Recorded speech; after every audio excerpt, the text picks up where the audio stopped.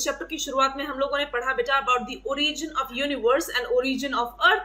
अब आ जाते हैं इस चैप्टर के मेन टॉपिक के ऊपर जो कि है ओरिजिन ऑफ लाइफ, ताकि हम आगे समझ सकें किस तरीके से लाइफ फर्दर इवॉल्व हुई।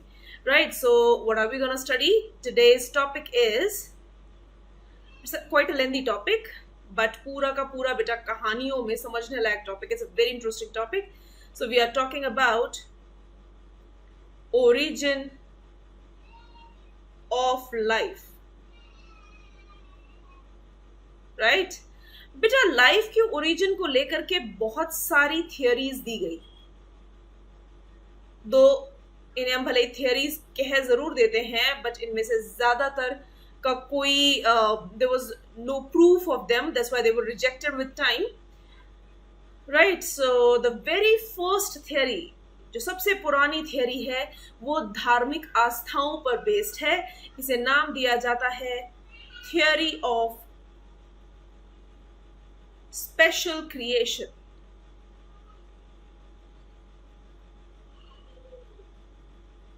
ये मानती है बेटा कि भगवान ने हम सबको बनाया, that means we are special creations of God.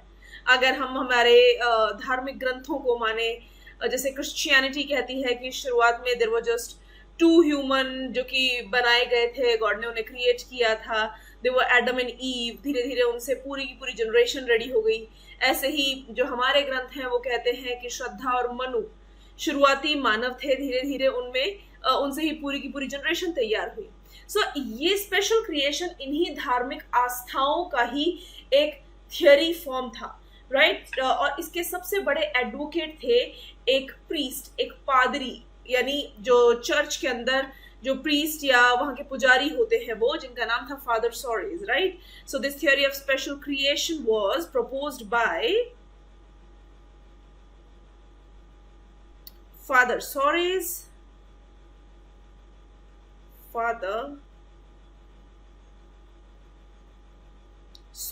and what does this special theory says? It says, so as per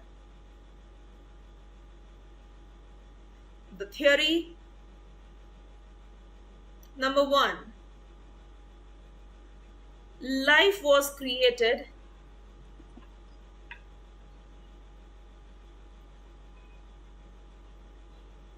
by God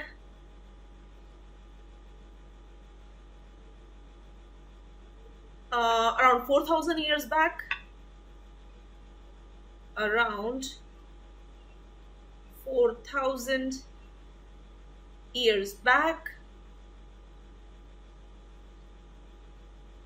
right? This whole creation took 6 days, 6 दिन का समय लगा. So whole creation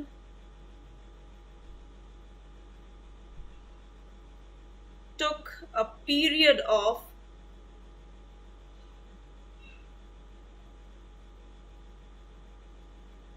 6 days. और जब से life ऐसी create हुई तब से लाइफ वैसी की वैसी है. There is no change. There is no change since then. Right बेटा? और इस थियरी का सपोर्ट किसने किया? It was highly supported bye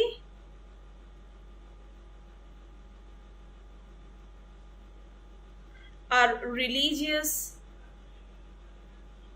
books and people following them. जितने भी पुजारी हैं उन सबका ये फेवरेट आइडिया था कि इसी तरीके से लाइफ ओरिजिनेट हुई होगी. बट बेटा ऐसा कतई सही नहीं है, इसका कोई प्रूफ नहीं है जो कि ये बता सके कि हाँ जी भगवान ने ही बनाया था, क्योंकि that could not be the reason. We can not take it as the real reason of origin of life. तो हमें उसके पीछे कोई ना कोई रीजन ढूंढने की सख्त जरूरत थी. तो इसलिए और थियरीज धीरे धीरे, जैसे जैसे पहले लोग ज्यादा धार्मिक आस्थाओं को मानते थे, धीरे धीरे उनमें फिलॉसफी का डेवलपमेंट हुआ, धीरे धीरे लोग साइंटिफिक अप्रोच वाले हो गए. तो ऐसे करके धीरे धीरे थियरीज में बदलाव आते गए. आई हमारी second theory was theory of abiogenesis. A मतलब absent, bio means something which is living, and genesis means formation, यानी नॉन लिविंग, ए मतलब एब्सेंट है, राइट, जिसमें लाइफ ना हो ऐसी चीज से जेनेसिस, या इसको हम बोलते हैं थियोरी ऑफ ऑटोजेनेसिस, खुद अपने आप स्वतः निर्माण का सिद्धांत है ये, या स्वतः जनन का सिद्धांत, अपने आप बन गए, या theory of spontaneous generation, spontaneous generation, right बेटा, जिसमें कि स्पॉन्टेनियसली या अपने आप लाइफ ओरिजिनेट हो गई हो। ये थियरी दी थी कुछ फिलोसोफर्स ने, जिनमें से आर्हेनियस, वॉन हेलमोंट, ये सभी कुछ स्पेशल पीपल थे जिन्होंने तो इस थियरी को भी बहुत ही सीरियसली लिया और इसके अंदर कई सारे अपने इनपुट्स भी दिए, राइट। ये थियरी कहती क्या है? इस थियरी का कहना है कि भाई ए बायोटिक थिंग्स से लाइफ ओरिजिनेट हुई है, मिट्टी, पत्थर, कीचड़, गोबर से लाइफ बनी है, right. So it was proposed by philosophers like Aristotle and von Helmont। और ये थियरी कहती क्या है बेटा? As per the theory, life originated from abiotic material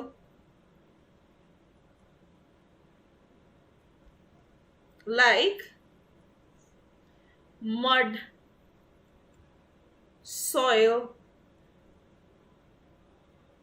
etc. Like it could be dung also, right? जो von Helmont थे वो तो इस कदर इसके अंदर घुस गए कि उन्होंने बोला कि अगर 21 दिन तक गेहूं की भूसी में एक पसीने से भीगे हुए कपड़े को रख दिया जाए तो उससे चूहे निकल आएंगे, right. So that was very important, von Helmont का ये जो स्टेटमेंट है that was very very important. As पर von Helmont, a sweat drenched shirt in wheat hay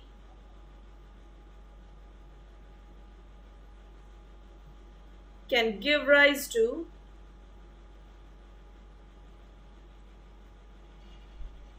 rats in 21 days। अंधेरा चाहिए, गेहूं की भूसी चाहिए और 21 दिन का समय चाहिए और पसीना चाहिए तो उससे चूहे निकल आएंगे।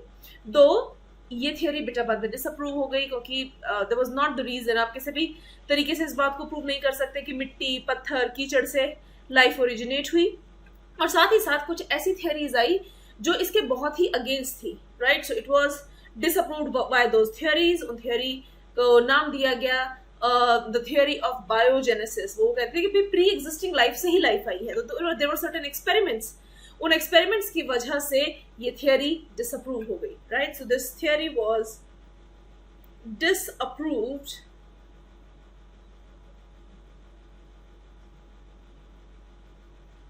by experiments by Louis Pasteur। बेटा लुइस पास्चर का नाम मैंने सबसे पहले लिखा बिकॉज एनसीईआरटी में बाकी के नाम नहीं दिए गए हैं, दो he was the last one जिन्होंने फाइनल कंक्लूसिव एक्सपेरिमेंट किया था, बट इनके पहले भी दो और साइंटिस्ट इस एक्सपेरिमेंट में लगे हुए थे। So Louis Pasteur, there was Reddy, and there was Splanzini, right। तो इनकी थियरीज थी क्या, राइट। यही थियरीज जो थी वो बेस बनी थी नेक्स्ट, सॉरी इनके एक्सपेरिमेंट्स थे क्या, इनके कुछ स्पेशल एक्सपेरिमेंट्स जो थे वही बेस बने नेक्स्ट थियरी के। तो उनके बारे में आगे पढ़ लेते हैं।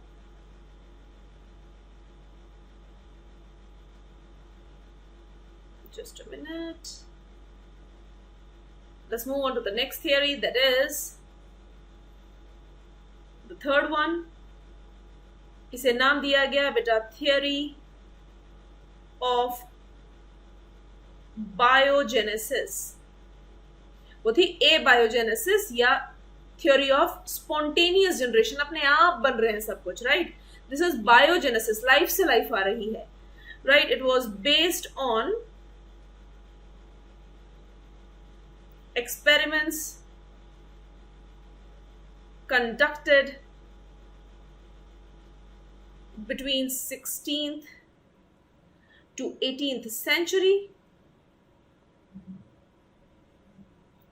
right? By सबसे पहला जो एक्सपेरिमेंट किया था, that was done by Francisco Redi. Next was by Lazzaro Spallanzani, and last and conclusive experiment was done by Louis Pasteur. मैं एक्सपेरिमेंट्स के बारे में बता रही हूं बेटा. ये थियरी कहती क्या है? As per the theory, ये थियरी कहती है hominis vivum ex vivo, यानी प्री एग्जिस्टिंग लाइफ से ही आगे की लाइफ जनरेट होती है, right? So it says that life originates from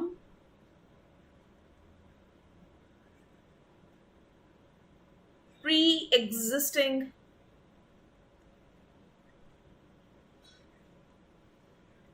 life, right? So ये एक्सपेरिमेंट्स थे क्या जिन्होंने इतनी बड़ी बात को सामने लाके रख दिया कि लाइफ जो पहले से ही प्रेजेंट लाइफ से ओरिजिनेट हुई, right? So let's talk about those experiments first.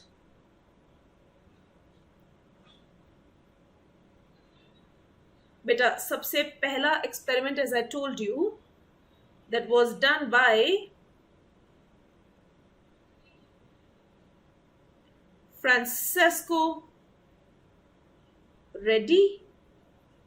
बेटा फ्रांसिस्को रेडी ने क्या किया? ही टुक 3 jars. ये रहे इनके लिए गए तीनों jars. First one, there was a second one, and here we have the third one. और तीनों jars में इन्होंने सेम ही चीज रखी. What did he keep in them? इन्होंने तीनों के अंदर रखा था कुक्ड मीट. तो ये रहा meat, right? So this is cooked meat. आप पूछोगे मैम कुक्ड क्यों? बेटा अनकुक्ड स्टेट में रखने पर चांसेस हैं कि उसके अंदर लाइफ पहले से एग्जिस्ट कर रही हो, उसमें microbes can be there. Cook करने पर वो स्टेराइल हो गया, उसमें माइक्रोब्स के मिलने के चांसेस ही नहीं है. तो लाइफ इन्होंने इस मीट में से खत्म कर दी. नाउ व्हाट ही डिड, इन्होंने सबसे पहला जो जार था, इस जार को कंप्लीटली क्लोज कर दिया. So it was covered by lid. कोई कहता है कि lid लगाई, कोई कहता है parchment paper लगाया गया इसके ऊपर, right? But it was completely closed. There was no chance कि life इसके अंदर enter कर सके. जार नंबर 2 के ऊपर इन्होंने लगाया एक पतला सा मसलिन का कपड़ा. मसलिन होता है बहुत ही soft cotton. And he kept the third jar open. जो तीसरा जार था वो बिल्कुल ही खुला छोड़ दिया, right? So this is what, this is muslin cloth. Now what he found कि इस जार में जो पहला सबसे पहला जार इन्होंने लिया, let's take them A, B and C. In A there was no evidence of life. Life थी ही नहीं. काफी लंबे टाइम बाद देखा तो there was no life seen. In B यहां पर फ्लाइज ने अपने अंडे दे दिए थे और उनसे मैगट्स बनने शुरू हो गए थे. तो यहाँ पे मैगट्स यानी जो मक्खियां हैं उनके लार्वा थे या एग्स थे जो कि कपड़े के ऊपर ही पड़े थे, राइट। एग्स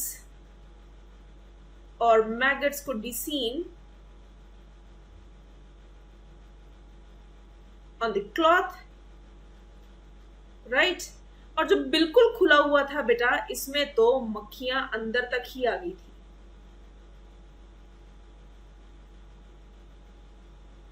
तो इससे क्या चीज प्रूव हुई कि जो बंद है, जो स्टेराइल कंडीशंस में है, उसने खुद कोई लाइफ ओरिजिनेट नहीं कराई, लाइफ केम फ्रॉम आउटसाइड। खुला जार था इसलिए लाइफ बाहर से अंदर आ गई, right. So that was the first experiment जिस बात को प्रूव करता है कि लाइफ कभी भी ए बायोटिक मटेरियल से या लाइफ कभी भी अपने आप ओरिजिनेट नहीं कर सकती। It requires a pre existing life there, right. So that was the first experiment. आगे चलें बेटा। The next experiment was again a proof of the same, and it was conducted by, this experiment was by Lazzaro Splanzini, right? So we're moving on to the second experiment by Lazzaro Splanzini, right beta? What he did, he took 2 flasks. उन्होंने 2 simple flask लिए थे, right. ये है flask A and this is flask B. Let's take it as A and this one is B. दोनों के अंदर इन्होंने क्या डाल दिया बेटा? There was cooked meat in both.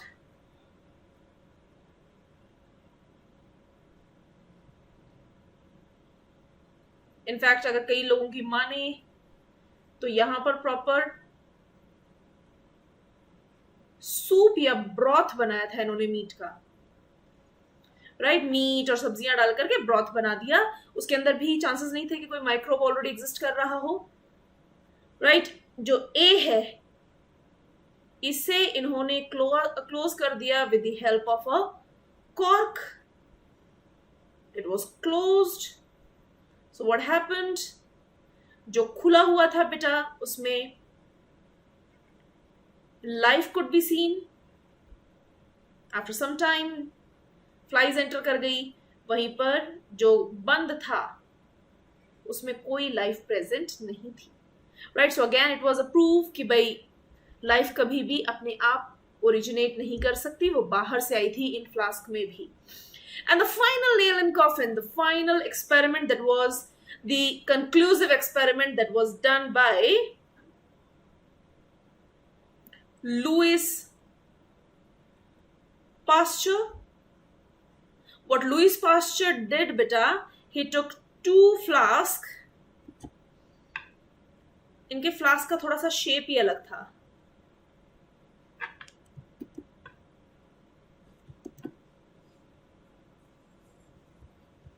काम करते हैं फ्लास्क दोबारा ही बना लेते हैं। It's very difficult to draw it this way. So there were 2 flask. एक फ्लास्क जो था बेटा, इसकी गर्दन सॉन की तरह मुड़ी हुई थी, सॉन नेक्ड फ्लास्क था ये। वहीं पर इन्होंने जो दूसरा फ्लास्क लिया, इसकी गर्दन टूटी हुई थी, राइट। सो था तो ये सॉन नेक्ड फ्लास्क, पर ये टूटी हुई गर्दन का था। What he did, he took a broth, nutritive broth था, सूप था एक तरीके का। इस सूप में क्या क्या था?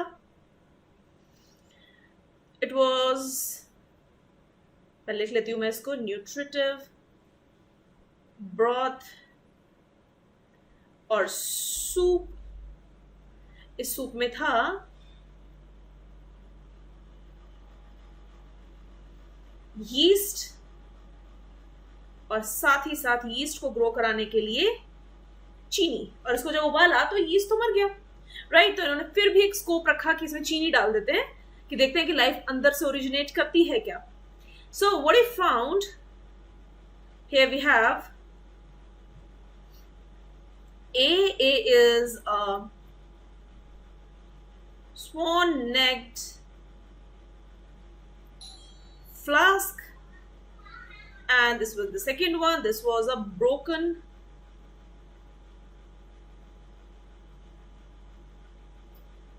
neck flask. दो फ्लास्क लिए, क्या कंक्लूजन निकला बेटा? सो व्हाट ही फाउंड कि जो ब्रोकन नेक फ्लास्क था, माइक्रोब्स इसके अंदर तक आ चुके थे, but it was not enough for conclusion, क्योंकि हो सकता है कि ये जो माइक्रोब्स हैं ये इस चीनी की वजह से न्यूट्रिशन लेकर के अंदर ही ग्रो कर गए, क्योंकि यीस्ट तो मरा हुआ है, right? It was dead yeast here. NCERT में सिर्फ यीस्ट लिखा गया है बेटा, पर जब किसी को बॉइल करोगे तो यीस्ट जो है will die out definitely, right? So microbes were there. वहीं पर जो ये स्वॉन नेक फ्लास्क था, इसमें इस कर्व के अंदर माइक्रोब्स थे, they were not there in the flask itself। तो इस बात से क्या प्रूव हुआ बेटा? पहले इन चीजों को लिख लें। स्वॉन नेक फ्लास्क में there were microbes present in curvature of the neck of flask। वहीं पर इसमें microbes were present in the flask itself, right? So it proved कि ये जो माइक्रोब्स हैं बेटा, अगर मान लो ये अंदर ग्रो करे होते तो वो स्कोप तो यहां पर भी था। सो these microbes which were there in the neck, they came from outside, they came from outside as they got stuck on their way। तो इस बात से ये बात प्रूव हो गई कि इस बात से बात प्रूव हो गई कि life can only originate from pre existing life, it can not originate from non living things, right? So ये जो तीनों के तीनों एक्सपेरिमेंट्स थे, these experiments were conclusive enough, और उन्होंने इस बात को प्रूव किया कि भाई ए बायोजेनेसिस तो नहीं possible, there was biogenesis. But अब बात कहाँ अटक गई? अब बात इस बात पे अटक गई कि लाइफ प्री एग्जिस्टिंग लाइफ से आई। तो प्री एग्जिस्टिंग लाइफ कहां से आई? पहले वाली लाइफ भी तो कहीं से आएगी। तो वही हालत हो गई जैसे कि आप बोलते हो ना, मुर्गी पहले आई कि अंडा। So we were still stuck, so we needed further theories, जिसके लिए लोगों ने और मेहनत करी। There came our fourth theory, that was called theory of catastrophism. Hindi में इसे कहा जाता है प्रलयवाद या प्रलय का सिद्धांत। और अगर हमने हिंदू धर्म ग्रंथों की माने गीता पढ़ी हो कभी, या महाभारत ध्यान से देखा हो या पढ़ा हो, तो वहां पर श्री कृष्ण का एक कथन है, एक स्टेटमेंट है, जहां पर उन्होंने कहा था कि जब जब धर्म का विनाश होगा, धरती पर धर्म की कमी पड़ेगी, तब तब वो प्रलय कराएंगे, सबको खत्म कर देंगे और धर्म की पुनः स्थापना कराएंगे। तो ये तो एक स्टेटमेंट है बेटा। यहाँ पर प्रलयवाद या कैटास्ट्रोफिज्म की जो थियरी है, that is almost based on the same thing. यहाँ इसका कहना है कि धरती पर टाइम टाइम पर प्रलय आती रहती है, टाइम टाइम पर कैटास्ट्रोफिज्म होगा, और जो धरती पर बोझ बढ़ गया ना ऑर्गेनिजम्स का, वो सारा खत्म हो जाएगा, और जो इनऑर्गेनिक मैटर उनके मरने से बचेगा, उससे दोबारा लाइफ का ओरिजिन होगा, right? So this is known as theory of catastrophism, and it was proposed bye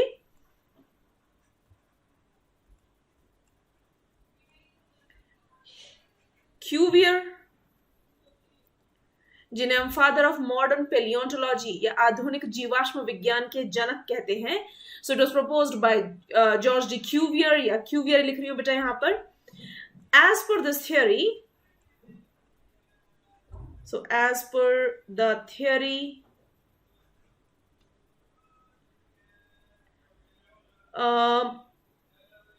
time and again,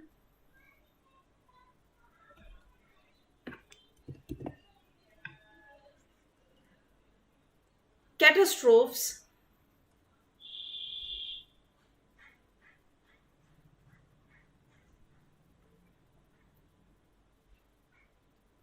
destruct, or they completely destroy, the existing life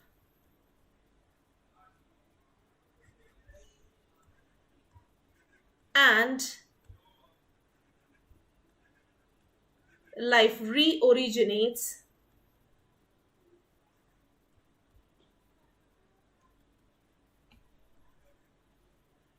from remaining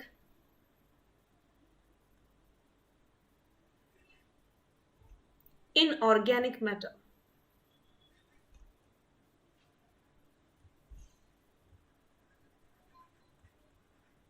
right बेटा?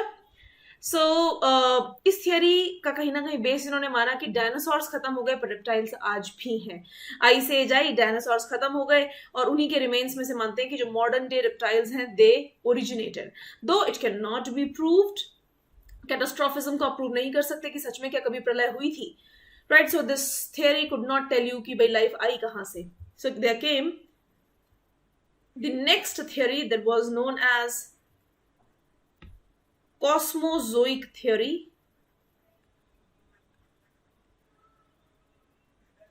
or theory of panspermia, or interplanetary theory, right बेटा? Cosmozoic theory कहती क्या है? ये theory हमारे जो अंतरिक्ष यात्री या जो एस्ट्रोनॉट्स हैं उनका फेवरेट आइडिया है so as to tell about life. इनका कहना था कि लाइफ धरती पर दूसरे ग्रहों से आई। उनका मानना है कि भाई दूसरे ग्रहों से धूल भरी आंधियां चली और उन आंधियों में कुछ स्पोर्स, लाइफ के कुछ स्पोर्स थे जो आंधियों के साथ उड़ करके धरती पर पहुंचे होंगे और उनको जैसे ही सही एनवायरनमेंट मिला उनसे जो करंट लाइफ है वो ओरिजिनेट कर गई, राइट? सो अगर इस थियरी को माने तो थियरी कहती क्या है? It was proposed by Richter और उसके तो बहुत सपोर्टर्स थे बेटा। It was the favourite idea of astronauts और इसी वजह से लाइफ ढूंढ रहे हैं वो हर तरफ, राइट? एज पर the theory,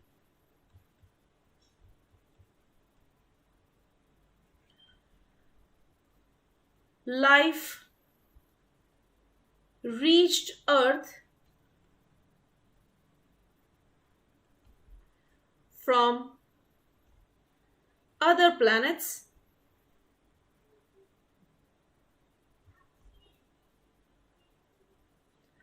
along with cosmic storms in form of spores called pansperms or cosmozoa, and they gave rise to the current life, gave rise to life। But बेटा जितनी हार्श एनवायरनमेंट हमारे आसपास है, atmosphere को cross करने में ही बहुत सारे जो कई बार मीटरियोइड्स होते हैं वही खत्म हो जाते हैं। इतनी हार्श एनवायरनमेंट है, बहुत तेज गर्मी है, there is atmosphere which is badly resistant, तो उसमें चांसेस ही बहुत कम है कि ये जो स्पोर्स हैं ये अर्थ पर कहीं से पहुंच पाए होंगे। इस थियोरी को बहुत ही स्ट्रॉन्ग सपोर्ट मिला हमारे अंतरिक्ष यात्री यानी एस्ट्रोनॉट से और एस्ट्रोनॉमी के फील्ड में काम कर रहे साइंटिस्ट यानी एस्ट्रोनॉमर्स से, राइट? तो एस्ट्रोनॉट्स एंड एस्ट्रोनॉमर्स का तो ये फेवरेट आइडिया था ही साथ this theory was supported by Arrhenius,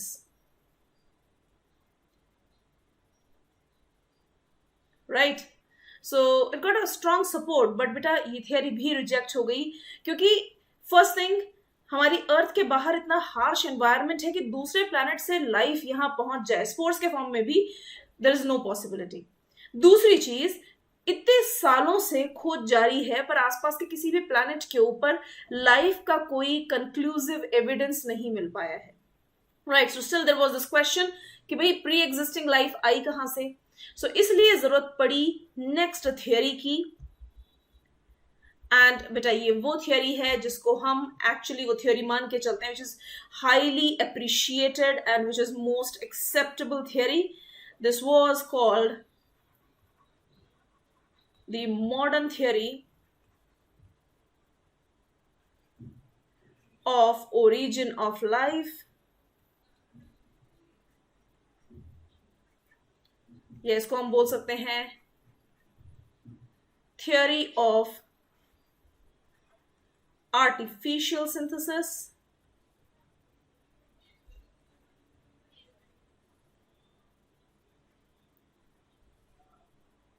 और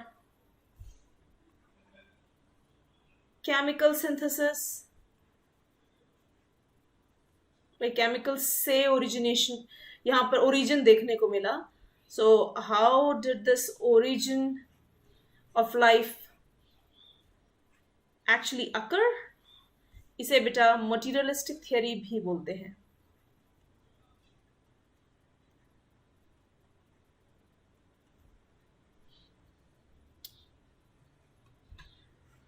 Right, beta, this is the most acceptable theory.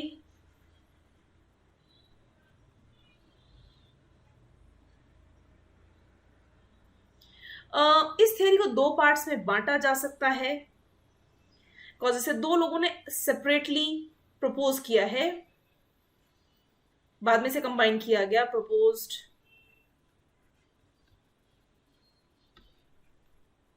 Separately by A.I. Oparin and J.B.S. Haldane. There were two different scientists जिन्होंने इसको separately दिया. It can be studied in two parts.